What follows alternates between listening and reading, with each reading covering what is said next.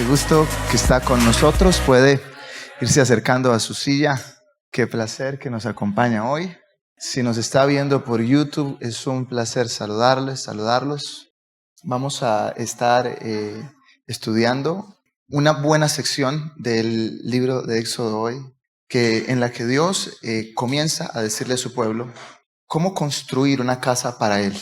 Siendo esa la idea, cómo se construye una casa para Dios. Entonces podemos ir el primer pasaje que vamos a leer está en Éxodo 25, versículo 1. Éxodo 25, versículo 1. Y vamos a hablar de unos pasajes que son, yo creo que muy conocidos para todos nosotros.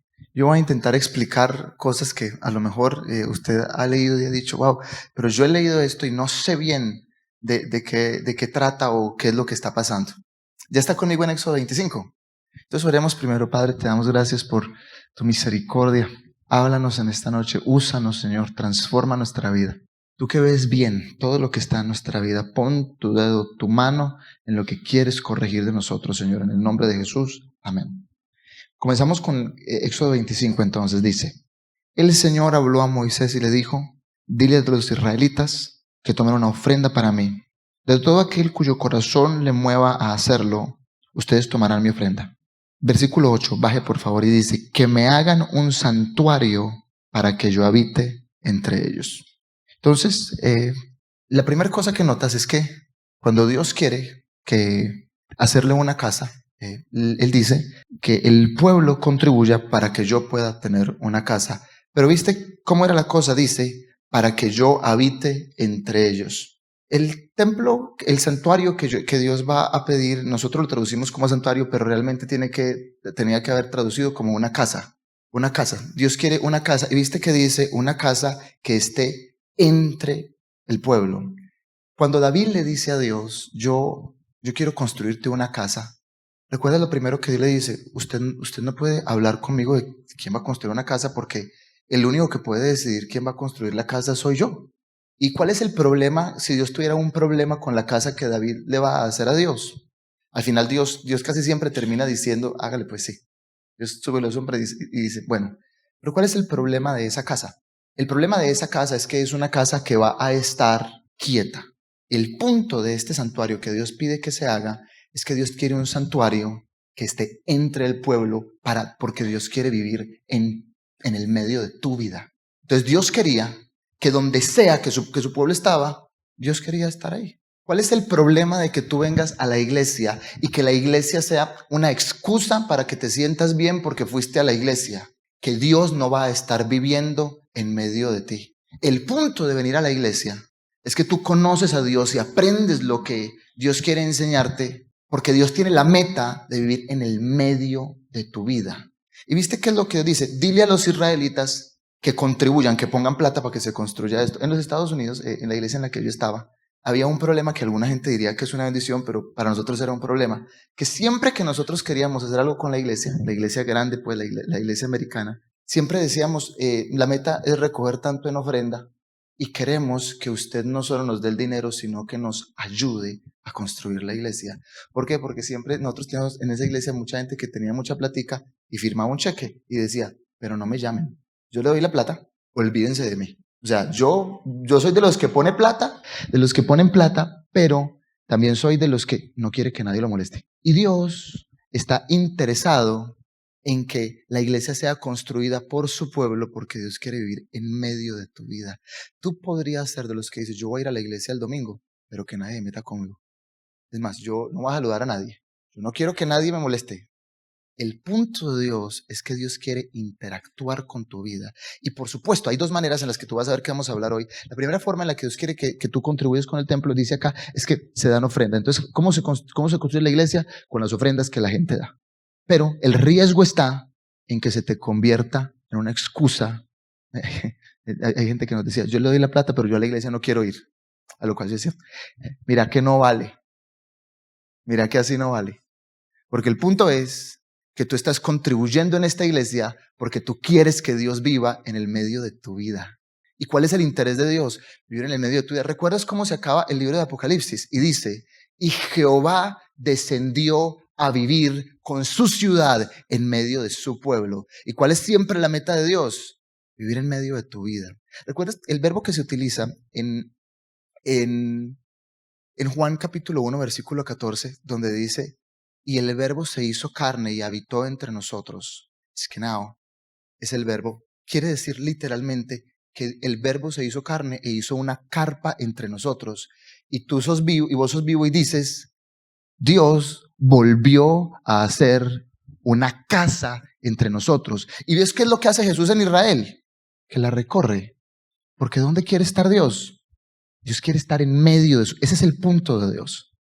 Jesús viene a hacerse una casa en medio de su pueblo. Entonces, si tú eres parte de la iglesia, es porque Dios quiere vivir en el centro de tu vida. Si tú te permites ser parte de la iglesia, pero tú eres el que maneja las cosas en la iglesia, entonces Dios no está viviendo en el centro de tu vida. Tú estás logrando, tú estás casi que logrando usar a Dios, ¿no? Porque el punto, entonces Dios, cuando tú hables el libro de Isaías, Dios comienza diciendo, es que a mí no me gustan los sacrificios que ustedes están haciendo. Porque ustedes me están haciendo sacrificios y salen de la puerta y le preguntan, ¿y qué vamos a hacer esta noche? ¿Qué hacíamos antes de conocer a Jesús? El punto de Dios, el punto por el que vienes a la iglesia es porque quieres decir, yo vengo a que Dios venga. Yo estoy contribuyendo con esta iglesia porque yo quiero que Dios tenga un lugar en el medio de nuestra vida.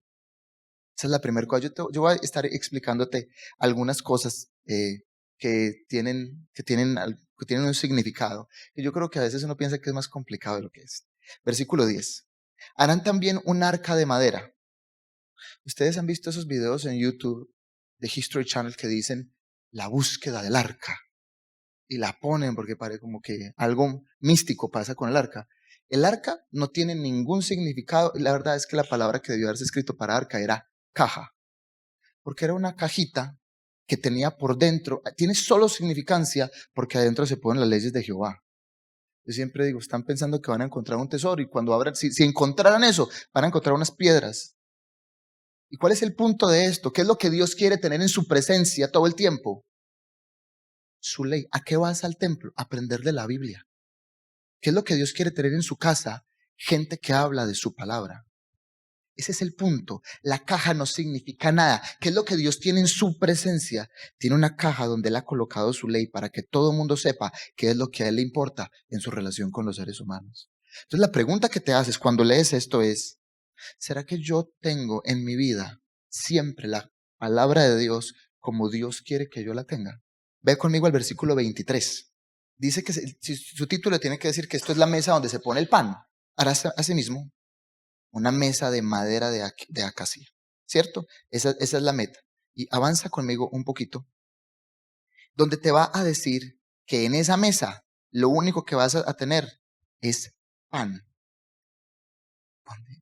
El versículo 30, y pondrás sobre la mesa el pan de la presencia perpetuamente delante de mí.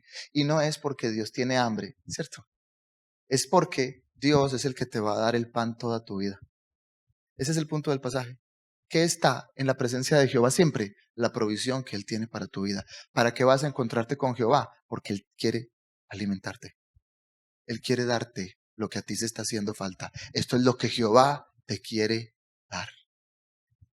Todo esto es mucho más simbólico que otra cosa. Lo que pasa es que yo creo que nosotros hemos hecho lecturas de la Biblia por muchos años que son místicas de todo. Entonces usted va a algunas casas de algunos cristianos y tiene una arca chiquita, porque piensa que ahí está Dios, un poquito más cerca de Dios, ¿no? Lo único que eso significa es que tú tienes que honrar en tu vida la palabra de Dios, que Dios quiere ser tu alimento. Que yo espero que en esta iglesia tengamos grandes contribuidores, que es gente que está sirviendo a Dios. En mi iglesia en los Estados Unidos, yo no sé cómo es acá porque yo nunca pregunté, pero en mi iglesia en los Estados Unidos éramos 300, diezmaban menos del 20%, servíamos 30 personas. ¿Se imagina cómo es generalmente la cosa? ¿Y cuál es la meta cuando usted lee este pasaje? Que usted diga, yo quiero ser un contribuidor de la iglesia. Yo genuinamente quiero estar con... ¿Y porque quién es el que inició esto? Jehová lo inició. Jehová es el que dice que Él quiere vivir entre nosotros. Y ahora voy a dedicar la mayoría de mi tiempo al capítulo 31, si usted quiere ir conmigo. Jehová habló además a Moisés diciendo, mira, he llamado por nombre a Bezalel, hijo de Uri, hijo de Hur, de la tribu de Judá, y le he llenado del Espíritu de Dios en sabiduría, en inteligencia y en conocimiento, en toda clase de arte, para elaborar diseños, para trabajar en oro, en plata y en bronce.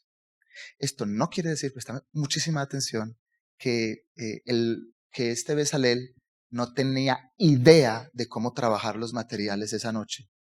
Para nada.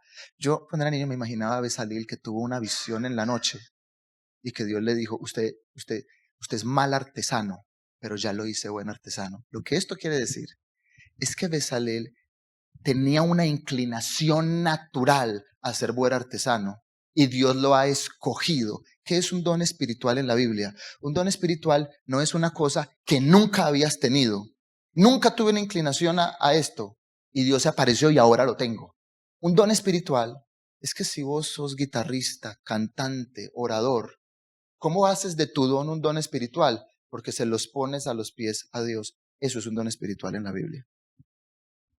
Todo mundo en la Biblia tiene el mismo propósito. Yo no sé si usted alguna vez ha sufrido porque por muchos años se predicaba en las iglesias, usted tiene un propósito. Entonces uno se iba para la casa y decía, pero a mí Dios nunca me ha dicho cuál es mi propósito. Entonces uno se deprimía porque yo nunca tuve propósito. Todo mundo tiene propósito, pero yo no tengo propósito. En la Biblia, cuando la Biblia dice que Dios tiene un propósito, generalmente Dios tiene el mismo propósito para todo mundo.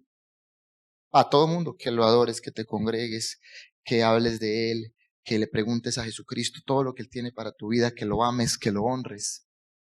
Todos tenemos el mismo propósito. Hay algunas personas en la Biblia a las que Dios llamó. Y como Dios le llama, Dios blinda su destino. Mi papá dice que él tuvo un sueño cuando mi mamá no podía tener hijos, que él vio a un niño que tenía una Biblia debajo del brazo. Y él le dijo a mi mamá, vamos a tener un hijo y va a ser predicador. Y mi mamá le dijo lo que yo le diría a una persona, no le cuente a nadie, no sea que esto sea lora. Fueron los frijoles de la noche anterior. Uno no sabe, a lo mejor es su sueño, usted quería eso. Y si va a ser de Dios, Dios va a tener que hacer una cantidad de cosas. Hay gente, yo creo que Dios me llamó, y no solo lo creo porque fue todo un sueño, Dios me abrió una cantidad de puertas en mi camino que me han convertido en el hombre que soy hoy. Ahora digamos que nadie tuvo un sueño contigo, que nadie te dijo, nadie viene y te dice, mira que yo creo que Dios te llamó para hacer. ¿Qué haces tú? Lo mismo que hacemos todos. Buscas a Dios, sirves a Dios, amas a Dios, te entregas a Dios, lo sirves y quieres poder tener un don espiritual. Es que seguramente hoy ya tienes una cantidad de dones que para que sean espirituales lo que haces es servirlo a Dios. Se los pones a Dios al frente. Los dones, hay unas listas de dones, hay una en Efesios, una en Primera de Corintios y una en Romanos, si yo recuerdo bien. Primera de Corintios 12, Romanos 12, Efesios 6, si lo recuerdo bien. A lo mejor me equivoqué en la de Efesios. No. Esta lista de dones no quiere decir, por ejemplo, que la persona que tenía una habilidad para evangelizar se levantó un día sin nunca quererle hablar a nadie de Jesús y ahora quiere hablarle a la gente de Jesús. Lo que esto quiere decir es que toda la vida tuvo una inclinación a que la gente conociera de Jesús y ahora Dios le ha dado lo que la Biblia llama unción, es la habilidad de tener éxito en ese camino. Entonces cuando nos dice aquí, yo he elegido a Bezalel para que sea mi servidor, no quiere decir Dios que Bezalel era un tipo que no tenía nada. ¿Qué quiere decir? Ve y dile a Bezalel que yo lo llamo a que me sirva. Y que todo lo que ya tiene naturalmente en su vida lo ponga al servicio de Dios. Entonces, tú quieres saber si tienes algún don espiritual, lo único que tienes que hacer es comenzar a usarlo para el servicio de Jehová. Usarlo para lo que Dios quiere que hagas. Y nunca vas por la vida sufriendo con estas preguntas, wow, pero entonces ¿será que yo no sirvo para nada? ¿Será que Dios no tiene algo para mí? Mira, lo general en la vida es que tú dices, ya conozco a Jesús, le voy a entregar todo lo que yo puedo hacer de la manera más excelente. Si Dios te da una experiencia espiritual especial, tiene un propósito en tu vida. Esa experiencia lo que te está diciendo es, yo quiero redirigir toda tu vida en una dirección. toda tu vida, todas las puertas te las voy a abrir para que puedas entrar, porque yo te elegí para que hicieras una cosa en particular. ¿Quiere eso decir que si tú no tuviste una experiencia no tienes que servir a Dios? Todo lo contrario. Todo lo contrario, tú tienes que decir, ok, yo soy de esas personas a las que Dios escogió para que le rinda lo que Él ya le entregó. Todo lo que es natural a tu vida, que Dios ya te puso en las manos. Entonces, ¿cómo lo haces espiritual? Colocándoselo al servicio a Dios. ¿Y cómo lo haces que sea una cosa excelente? Asegurándote de ser una persona esforzada en servir a Dios. Mire, yo tengo una historia de una amiga, Rosy Villatoro. Ella era casi que la coordinadora de actividades en la iglesia. Informalmente, eso tenía un parche todas las semanas. Y una vez al mes o una vez cada 2 meses ella decía, vamos el domingo, nos vamos para otra ciudad porque en Los Ángeles está en el centro de una cantidad de actividades para hacer. Y recuerdo que ella un día me dice, Sergio, ¿y usted por qué nunca va con nosotros? Y yo le dije, yo no puedo. Y yo pensé que la cosa iba a quedar así. Y ella fue a hablar con el pastor de la iglesia y le dijo, ¿usted por qué no deja salir a Sergio? Y ella le dijo, y él le dijo a ella, que yo no voy a ir a Sergio. Sergio no va porque no le da la gana. Es que él me dijo que no podía. Él no puede porque él cree que él tiene que estar acá. No es que él no pueda, porque yo me le voy a parar, me voy a poner bravo. Y cuando fue a hablar conmigo, ella me dijo, ¿usted me vaya a hacer dar lora con él? Yo no le dije, yo le dije que fuera a hablar con él. ¿Usted por qué me dijo que no puede? Yo le dije, porque yo tengo como un gancho en el pecho. Yo siento que Dios redirigió mi vida. Entonces, si yo estoy por allá el domingo bronceándome voy a decir, hombre, ¿quién estará predicando en la iglesia hoy? ¿Sí lo estará haciendo bien? Sí. Y la voy a mirar y me voy a colocar brava con usted. Tiene que ser, yo no era el pastor de la iglesia, yo había tomado una decisión de cómo iba a servir a Dios yo. Y que yo había decidido que yo iba a estar en el servicio del Señor de la mejor manera, porque yo quería colocar todo lo que yo tenía. Y a lo mejor tú dices, Sergio, a mí también me llamó. Perfecto, yo estoy esperando que seas una de esa gente en la iglesia, que sos el primerito en estar acá, porque probablemente si Dios te llamó es porque Dios ya te dio una inclinación natural en tu vida a su servicio. Y si vos me dices, pero a mí Dios no me llamó, yo te diría, yo estoy esperando que sirvas a Dios igualito que el otro tipo. Porque el punto de servir a Dios es que estás lidiando con la persona más importante del universo. La persona más fuerte del universo, la persona más poderosa, la persona más inteligente, la persona más tierna, la persona más feliz. Cuando estás sirviendo a Dios con tus dones, le estás diciendo a Dios, yo quiero construir tu casa que se quiere mover entre este pueblo con mis manos. Y entonces, Jehová, tú puedes decir, yo estoy sirviendo a Jehová. En la Biblia, servir a Dios es ir a un lugar y ofrecerle algo a Dios. Entonces usted viene acá y dice, yo quiero servir a Jehová. Hay una historia de David Wilkerson, este predicador americano que logró convertir miles de adictos jóvenes en las calles de New York. Y llegó un muchacho allá donde David, con su Biblia debajo del brazo, y le dijo, yo vengo a servir a Dios, un tipo rubio, bello. Y llegó y David le dijo, gracias por estar acá. Y le entregó una notita y le dijo, uno de los apartamentitos en lo que los americanos llaman los proyectos, estos edificios que están llenos de casitas chiquitas donde metieron a todos los adictos. Y le dio la dirección, y cuando ese muchacho llegó allá pensando que llegaba a predicar, una negra gigante, no era un ser humano la tipa, era una cosa gigante, le abrió la puerta y le dijo, y lo vio, este tipo era gigante y lo veía así. Y le dijo, ¿usted qué está haciendo acá? Y el tipo le dice, yo vengo a servir a Jesucristo. Y la tipa le dice, get to it, boy, que quiere decir, métase. La señora estaba esperando que entraran a limpiar porque en la casa vivía un adicto. Y el tipo limpió eso por allá llorando mientras le decía a Dios, yo pensé que me habían llamado a predicar. Y mientras estaba limpiando todo el piso, cuando llegó donde David, antes de que le pudiera decir a David, le dijo, ¿cómo le fue? Dejé la casa limpia, le dijo, la siguiente casa es esta. Y los amiguitos miraban a este tipo y decían, mira cómo lo está preparando Dios. Y cuando el tipo era el mejor limpiador de los proyectos, que era prácticamente el aseador del edificio, el tipo le dijo, hay una prédica que yo quisiera que fueras a dar. Y el primer día que fue a dar, el tipo se puso a llorar con toda esa gente que ya conocía. ¿Sabe? Uno termina sirviendo a Dios con estas manitos, con todo lo que Dios te ha dado en tu vida. Estás a nada de hacerlo un don espiritual. Pero si te quedas esperando que Dios se aparezca a decirte, yo te hice predicador, no vas a servir a Dios nunca, nunca en tu vida. Porque es escaso, no es la norma en la Biblia que Dios se le aparece a alguien y le dice, yo te llamé. ¿Qué es lo normal en la Biblia? Que tú dices, yo llamé a todo mundo, a lo de siempre, a lo que tienes que estar haciendo. Pon en el servicio de Dios todo. En la lista de los dones espirituales, solo hay uno que requiere un constante input como entrega de Dios, que es el don de la profecía. Pero el que es maestro, el que es evangelista, el que es pastor y el que es maestro, no. Mire, si usted me dijera, Sergio, ¿usted cómo prepara sus prédicas los domingos de la noche? Usted se sienta y espera hasta que viene un calorcito del cielo. Yo le digo, no, la verdad es que como yo leía 400 páginas a la semana en el seminario, a mí es tan fácil predicar. Yo me acuerdo de todo.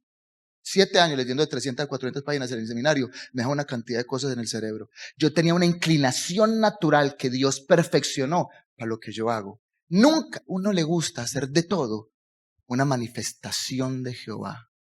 Y vuelvo y te digo, eso es la excepción en la Biblia. Lo que hay en la Biblia es mucha gente que está todo el tiempo ofreciéndole a Dios lo que tiene. Y si Dios le habla, simplemente entiende, bueno, Dios tiene una cosa especial con mi vida. De resto, yo estoy colocando todo lo que tengo a su servicio. Así se sirve a Dios. Así le entregas a Dios todo lo que tienes. Y entonces vives con una gran seguridad en tu vida de que Dios te ha llamado a su servicio. No porque tienes una gran experiencia. Yo solo tengo 1 o 2 experiencias. A mí una vez alguien me escuchó predicar cuando me estaban ordenando al ministerio y me dijo, Dios te va a mandar a predicar en una teología pura. Y mientras yo iba para la casa, iba criticando al tipo diciendo, ¿y qué será una teología pura? Eso no aparece en la Biblia. ¿Qué será eso?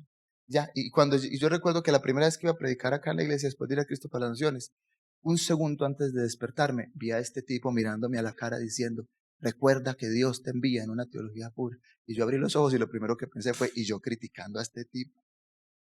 Y ya, y me vine a predicar a la iglesia. No hubo nada mágico, fuerte, poderoso, nada. Si Dios te ha llamado a algo, Él tiene 1000 maneras de dejártelo saber. Y si Dios no tiene una cosa especial que dice, tú estás formateado para algo, tú tienes grandes responsabilidades de servir a Dios igual como si Él te hubiese llamado. ¿Y sabes cómo sabes si estás sirviendo a Dios bien?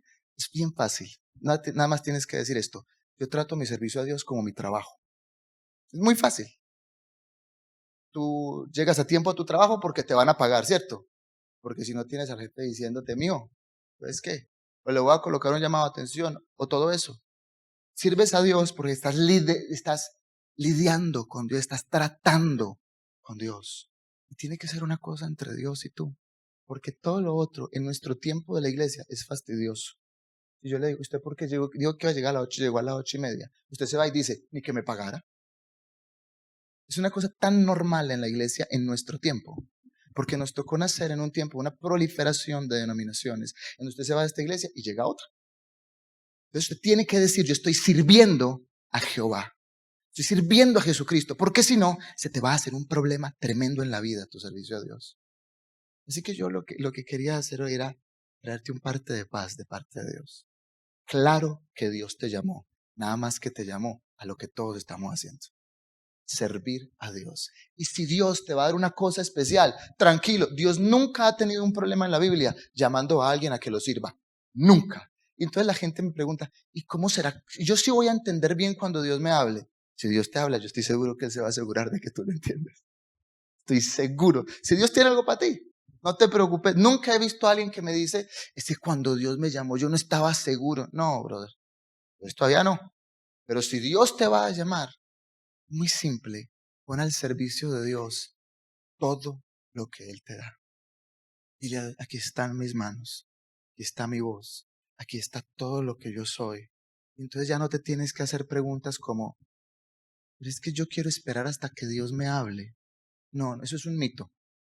Sí, eso es un mito. Dios te está hablando todo el tiempo cuando tú notas que tienes una habilidad. Y si Dios quiere redirigir tu vida, te va a redirigir porque ya lo estás sirviendo. ¿Qué quiero decir? La persona que va a tener un don de profecía probablemente no es una persona que tropezó con la profecía mientras estaba caminando en la calle. Ay, mira que ahora tengo una profecía para alguien. Probablemente es porque tienes una inclinación natural a buscar de Dios mucho. Entonces, como amas a Dios y todo el tiempo estás en comunión con Dios y en comunicación con Dios, pues ahora Dios te comienza a usar para que la profecía se os pueda en la Biblia. No sé si hemos hablado de esto, pero en la Biblia la profecía tiene siempre una característica. Dios mira a alguien y le dice, si usted se arrepiente, no tiene castigo, sino que tiene bendición.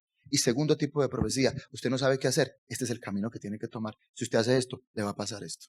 Esas son las cosas que hace la profecía en la Biblia.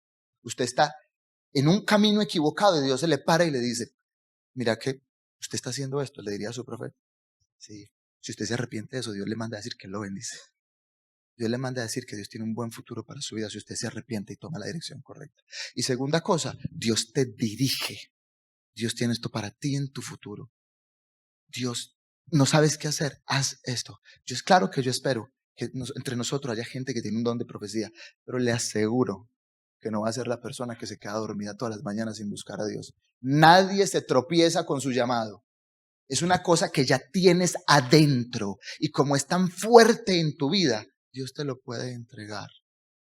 Entonces, ¿yo qué espero de nosotros? Que todos nosotros estemos construyendo esta iglesia juntos. Que subamos esas estadísticas que yo tenía en mi iglesia en los Estados Unidos. Todos contribuimos, todos servimos. Y que todos estemos diciendo, aquí están mis manos, Señor. Jesús lo dice, cuando Jesús llama a sus discípulos, a todos ellos, ninguno tiene una experiencia. Mira que Jesús me llamó y yo vi la luz del cielo. Jesús iba pasando y le decía su nombre y el llamado redirigía toda su vida. Ya, su vida se había sido relocalizada. Que pueda ser un servidor de Dios, pero no porque dices, estoy paralizado hasta que te vas a quedar esperando a Dios. Porque Dios ya te dio, probablemente, tus manos, tienes todo. Mire, y si no, pues mire, a mí me encanta el arte, a mí me encantan los cuadros de Claude Monet. Pero cuando yo dibujo, yo nada más puedo dibujar las nubes como dos M's, una M para arriba, una W. Ese es todo el dibujo que puede hacer. Yo no voy al Señor allá y le digo, Señor, ayúdame a pintar. Me voy a quedar toda mi vida orando porque no va a bajar un ángel. Dame la habilidad. Yo uso lo que yo tengo a la mano. Sin decirle a Dios, te obligo a que me hagas cantar. No. Así que nunca me va a ver usted aquí el domingo. Vengo aquí a ensayar a ver si canto bonito. No funciona así. El servicio es porque ya lo tienes en tu vida. ¿Sí me entiendes lo que te quiero sugerir? Así que no te pongas bravo con Dios y tampoco conmigo. Si me decís, es que yo quiero cantar, yo le digo, cante a ver. Yo le digo, mira, que como que Dios no te dio este don espiritual. Sí, pero usted ¿qué sabía hacer? ¿Qué sabía hacer? ¿Le parece si oramos? Padre, te damos gracias por tu misericordia en nuestra vida. Y gracias por tu fidelidad en nuestra vida. Ayúdanos a ser construidores de nuestra iglesia.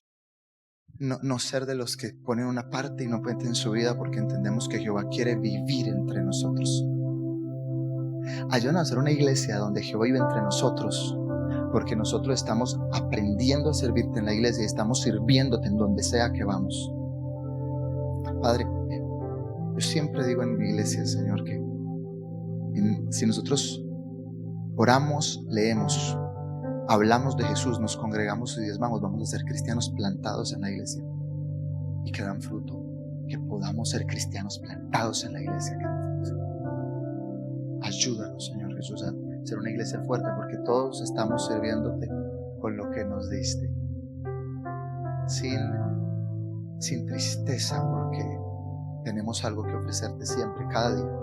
Sin dolor porque todos los días tenemos algo que ofrecerte. Que podamos ser cristianos que hablan de ti, que te sirven, que te aman, que te dan, que hablan de ti a sus amigos, que te adoran, que te buscan, que se congregan y que están haciéndolo excelentemente por amor a ti, Jesús. Amén.